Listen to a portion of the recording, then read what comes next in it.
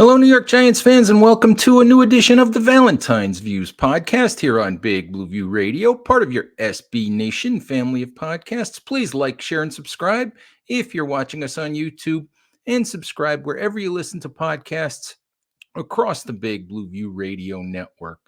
The NFL Scouting Combine begins on Tuesday. Things will kick off for the New York Giants at 10 a.m.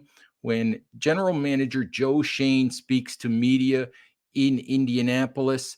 I will be in attendance for that, so please come back to Big Blue View for all of the coverage of Schoen's remarks, for all of the coverage throughout the combine, uh, draft prospect interviews, analysis, opinions, work from Chris Flum and Nick Filato breaking down the various drills. Chris and Nick will be podcasting as well, during the combine, as will I, hopefully bringing you as much breaking news and thoughts as I possibly can. Lots of questions for Joe Schoen tomorrow. Everything from the futures of Saquon Barkley and Xavier McKinney with the Giants to where Evan Neal will play, to Shane's thoughts on the revamped coaching staff and some of the controversies about surrounding Brian Daboll and the coaching staff this offseason.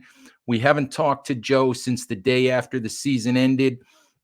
So all of the Wink Martindale stuff and everything else with the coaching staff went down after we talked to Joe. So his thoughts on that will be interesting. His thoughts on quarterbacks in the draft, on how the Giants might approach the draft, which he's obviously not going to give us too much information. Thoughts on free agency, on fixing the offensive line, on new defensive coordinator Shane Bowen, and how the Giants might add pieces to the defense. So a lot to talk to Shane about, a lot to learn when I'm in Indy for the next few days, and hopefully you guys will stick with Big Blue View and stick with the podcast here as we give you as much coverage as we possibly can. One sort of disappointing thing for me already in terms of the combine is that head coach Brian Daboll has chosen for the second straight year not to speak to media while he's in Indianapolis. That is his right. Coaches are not required to speak to media, and Daboll knows what questions are coming. They're questions about Wink Martindale. They're questions about his relationship with Mike Kafka. Questions about whether he'll call plays in 2024. Questions about all of the reports of his volatility on the sidelines and his volatility behind the scenes, and how that impacts his assistant coaches. And I know he doesn't want to answer all of those questions. He will eventually have to answer them, though. I kind of wish that he would step to the podium in Indianapolis on Tuesday and get that over with. I'm a little disappointed that he's not going to do that, but that's his prerogative. And so we will not hear from Brian Daboll during the combine in Indianapolis. We probably won't speak to Daboll for a few more weeks, probably not until OTAs begin or the Giants hold a pre-draft press conference before the beginning of OTAs, if they do that. So we'll see we'll see, but it's not going to be this week that we hear from head coach Brian Daboll. But please, come back to Big Blue View every day during the week. Come back to the podcast as we give you as much coverage from Indianapolis and as much coverage from the combine as we possibly can. All right, one of the things that I wanted to address today is the constant chatter that we've been hearing about the possibility that the Giants could trade up from number 6 to number 3 to draft one of the top 3 quarterbacks in the draft. There's been chatter that the New England Patriots might be interested or might be willing to move down. And I don't know if that is actually going to come to pass. If I'm New England, I'm taking a quarterback there unless I absolutely don't like the third choice that I have in that spot. But I think it would be advisable for the Patriots to stay put and take a quarterback. But if they wanted to move up, the Giants are in position to make that trade. 2018, the Jets moved up from 6 to 3, gave up 3 second-round picks to do that. The Giants have the ammunition to do that particular deal. 2 second-round picks this year, a second-round pick in 2025.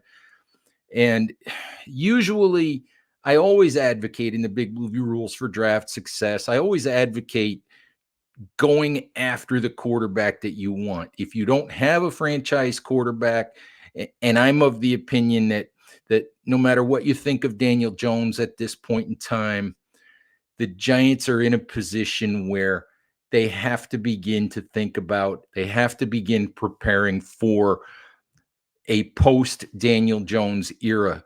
It's going, in my mind, it's going to take a really, really good season from Daniel Jones in 2024 for the Giants not to want to move on from him beginning in the 2025 season.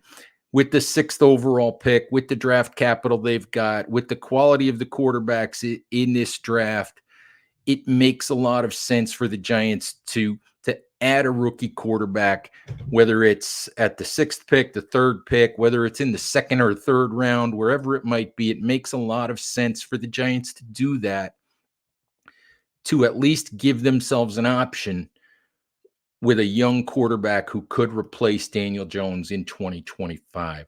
Now, the trade up to number 3, as I said, I always advocate for the move up for a quarterback. And I always say, no price is too steep if you're in love with a guy. If you need a franchise quarterback and you think there's a guy there you believe can be that for your franchise. So, based on that, I would say, yeah, go ahead and make that trade. The hard part of that trade for the Giants, there's 2 actual hard parts for the New York Giants. The biggest one, the first one, is if you make that trade, then you go from pick 3 to pick 70 without making a pick in the 2024 draft. And you also enter 2025 going from your 1st round pick, wherever that might be, to the 3rd round without a draft pick. So in this particular draft, you go more than 2 full rounds. You go 67 picks without the ability to add to your roster. As much as you can argue that the Giants need that franchise quarterback, as much as you can argue that Joe Schoen and Brian Daboll at some point need to take a swing on drafting and developing their own guy, the flip side of that is that there is pressure on the Giants to win in 2024, not to win a Super Bowl, not to definitively make the playoffs and make a deep playoff run, but there is pressure on the Giants to be better than they were in 2023. The 2022 season went better than expected for Daboll and Schoen in their first year. 2023 season went worse than expected. The optics weren't good. The optics of the offseason haven't been good with the Daboll Martindale stuff, with the Daboll Mike Kafka stuff, with having to replace so many coaches on the Giants coaching staff. The optics haven't been good. The feel of it hasn't been good. The Giants need to win some games. They need for it to look and feel better in 2024. Very, very difficult to argue that they can make it better in 2024 if you're going to draft a quarterback at 3 who's probably not going to be your starter at the beginning of the year.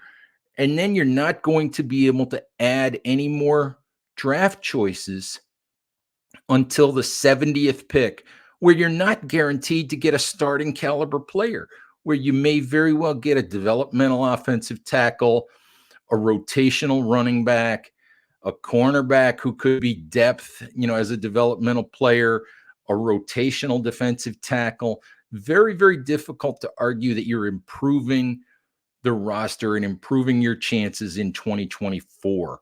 So, very difficult call for the Giants.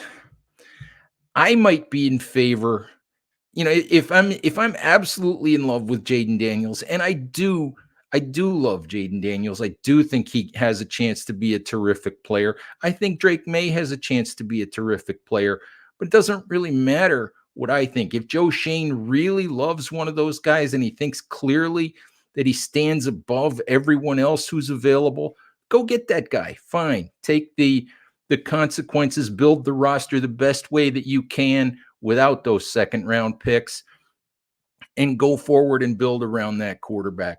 But if you're not sure that there's that much difference between, if it's Drake May and JJ McCarthy or Bo Nix or Spencer Rattler, if you want to look a little farther down the line, if you're not sure that there's that much difference, then take the wide receiver at number 6. Take Malik Neighbors of LSU or Rome Odunze of Washington at number 6. Get the big time playmaker on the outside that your offense needs, and then maneuver if you have to get McCarthy or to get Bo Nix or to get Penix or to get Spencer Rattler, whichever guy you think is the one in that theoretical second tier of quarterbacks that you really, really think, has an opportunity to be a top tier starting quarterback in the NFL somewhere down the road.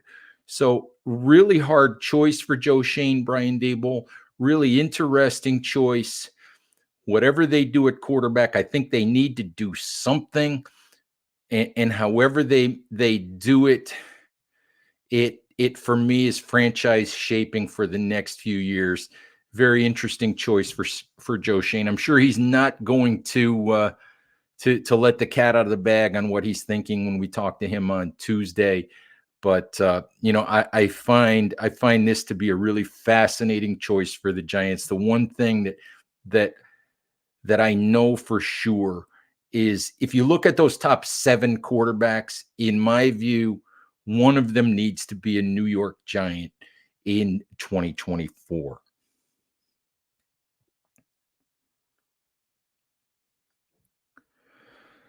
All right, another decision that the Giants face, and that I really had to come down on how I feel about it recently, is what to do about Evan Neal, the 2022 number 7 overall pick, who has really struggled in his first 2 years as the Giants' right tackle. Had an awful rookie year, wasn't any better in a injury marred 2022 season that began with a preseason concussion that cost him a lot of time and a nagging ankle injury that affected him for most, if not all, of the season, and perhaps made it impossible for him to really show if he had actually improved from his rookie year. I mean, all of the numbers, and what we saw on the field wasn't any better in 2023. But the fact that his season was so stop and start, when so marred by injury, makes it really, really difficult to know um, if he's just not a good player or if it was just a situation where the injuries and the stop start nature of the season made it such that he couldn't really show any development. Anyway, as we know, the Giants have a lot of work to do, a lot of decisions to make on their offensive line.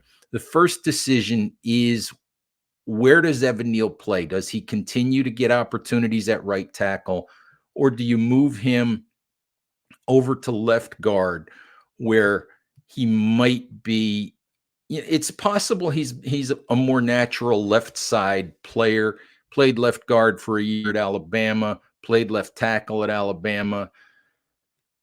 I came down the other day in my sort of off-season blueprint for the Giants. I came down on the side of giving Neal one more opportunity to come to camp healthy and show that he can be the right tackle.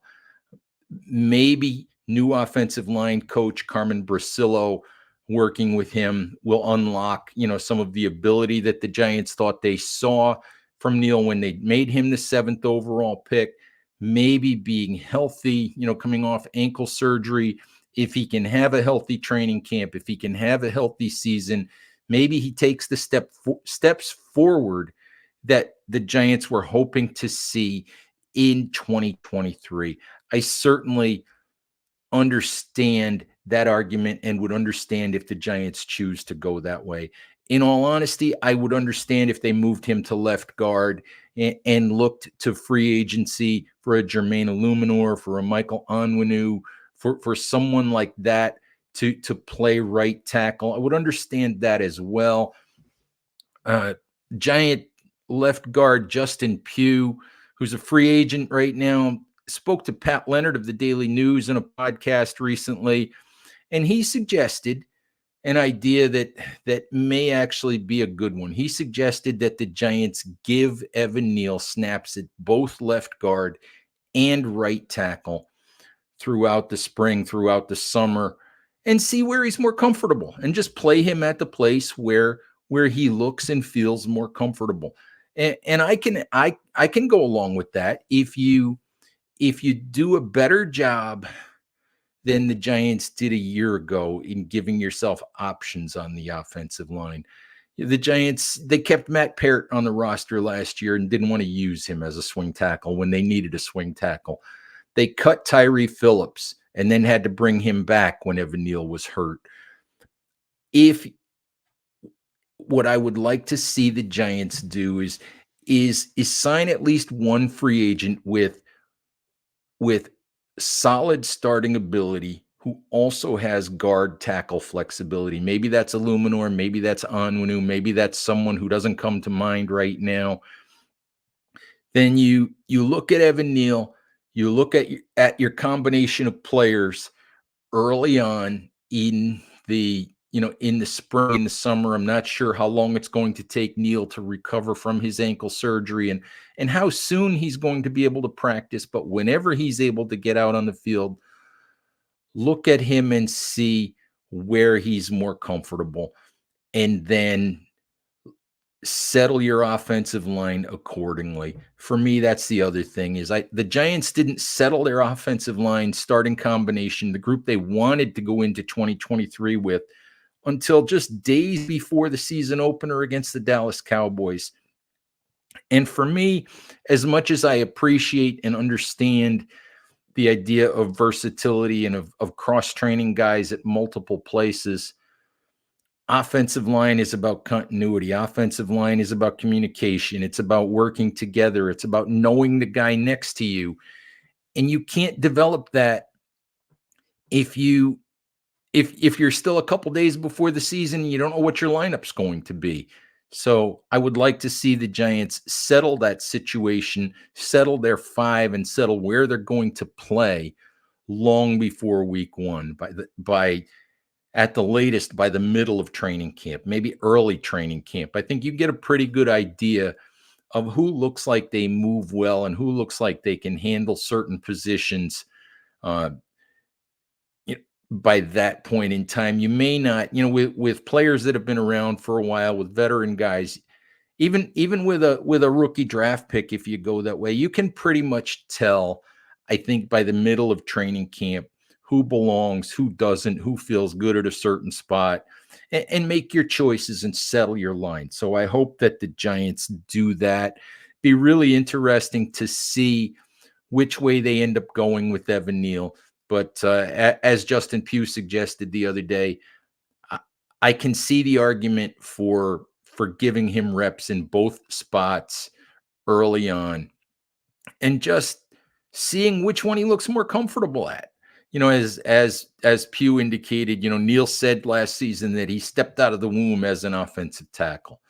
And the reality of it is, in Pugh's words, he stepped out of the womb as an offensive lineman, meant to be an offensive lineman. So wherever he is more comfortable, then I think that's where he needs to play. I would like to see him continue to get an opportunity at right tackle. if it works out that that left guard is better for him and the Giants can get better value from him and get better play overall from the offensive line, if he's at left guard, then so be it. That's fine. All right, final thing I wanted to mention today was that the NFL on Friday afternoon announced the salary cap for the 2024 NFL season. And the salary cap is a lot more generous than it had been projected to be.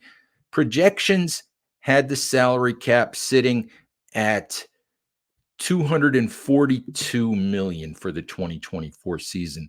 The cap for 2024 is going to be 255.4 million.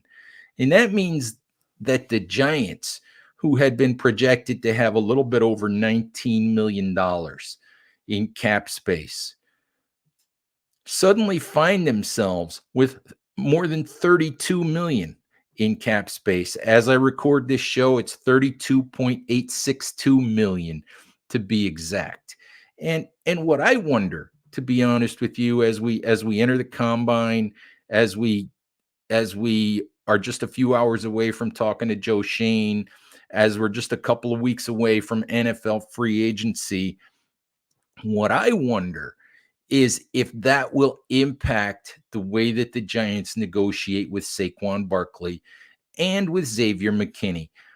We know that the Giants have been hesitant to give Saquon Barkley a big contract, and we understand the running back value and the running back market and all of that.